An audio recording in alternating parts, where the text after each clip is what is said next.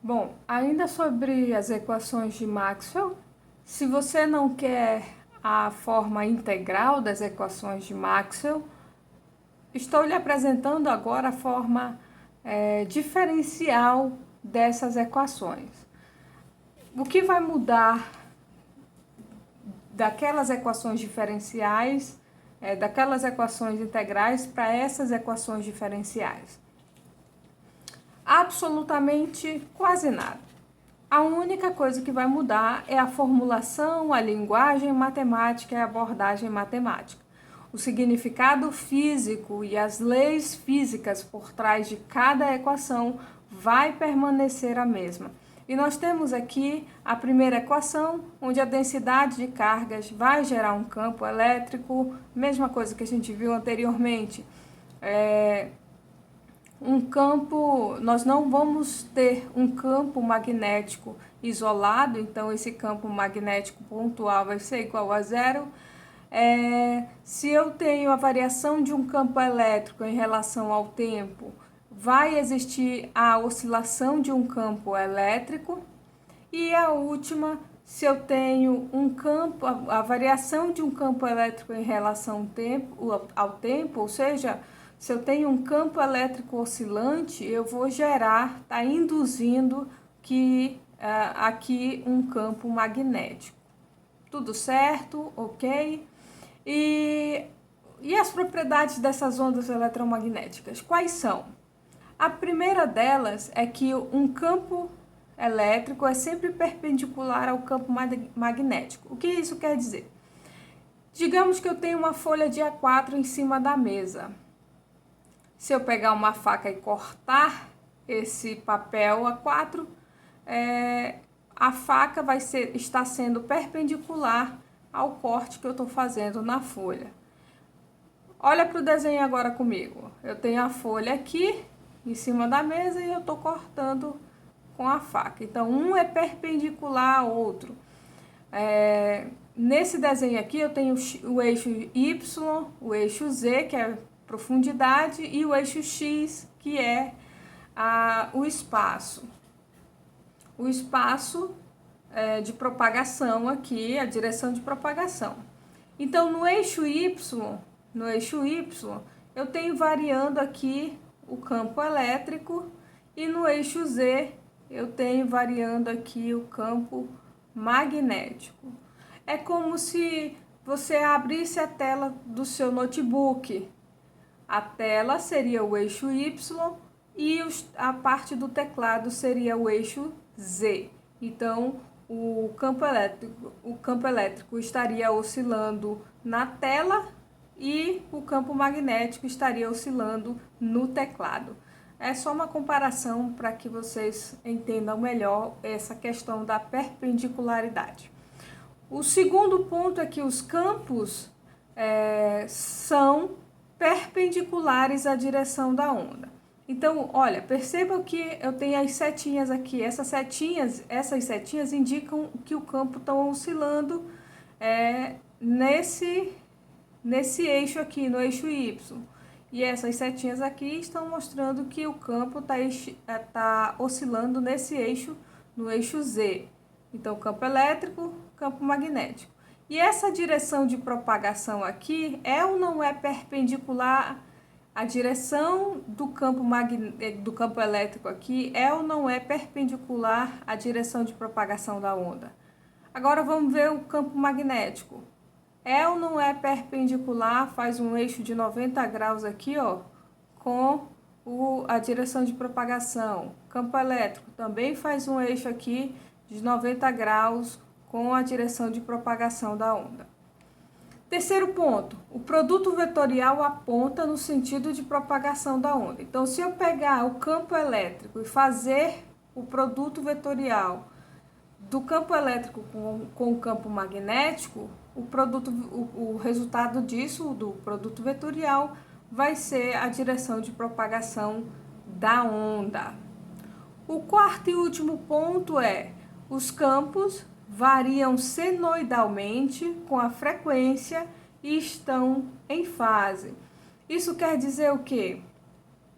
A variação desses campos aqui, tanto do campo elétrico quanto do campo magnético, eles têm a mesma variação.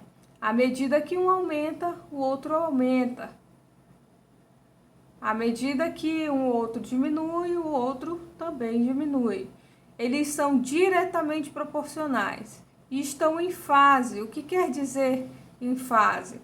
Que se o campo elétrico está aumentando o seu comprimento de onda, aumentando a sua amplitude, na verdade, de onda, o campo magnético também vai estar ampliando aumentando a sua amplitude de onda. Se o campo elétrico diminui sua amplitude de onda, o campo magnético também diminui sua amplitude de onda. O que isso quer dizer? Que se o campo elétrico está indo para a crista, o campo magnético está indo para a crista. Se o campo elétrico está indo para o vale, o campo magnético está indo para o vale, tá? Para o vale aqui, ó. Vale, tá? Então, eles vão ter as mesmas características em termos de ângulo, angulatório, porque quando a gente está falando de oscilação de ondas, a gente vê muito isso daqui, eu vou mostrar, vai ficar muito mais simples com o passar do tempo para vocês, e a mesma frequência. Campo elétrico e campo magnético, como eles vão estar em fase, eles vão ter que ter a mesma frequência, senão, se eles tiverem frequências diferentes, eles podem estar em defasagem e aí não é característica de uma onda eletromagnética. Para ser uma onda eletromagnética, tem que ter essas características, essas propriedades aqui. Então, percebam que para descrever o campo elétrico e o campo magnético, nós temos o seguinte: a amplitude máxima do campo elétrico, que é essa daqui, esse símbolozinho aqui, é igual ao seno de Kx menos Wt. Percebam que isso aqui é conhecido, a gente já viu isso em algum lugar, a gente viu isso em osciladores e ondulatória. Não é bicho de 7 cabeças e a gente já era para estar craque nisso aqui. E o B, que é a amplitude máxima do campo em B, do campo magnético, o seno de Kx menos Wt. Então, só relembrando que o período é representado pela letra T, que a frequência é 1 sobre T, que o número de ondas é representado pela letra K e é igual a 2π sobre comprimento de onda.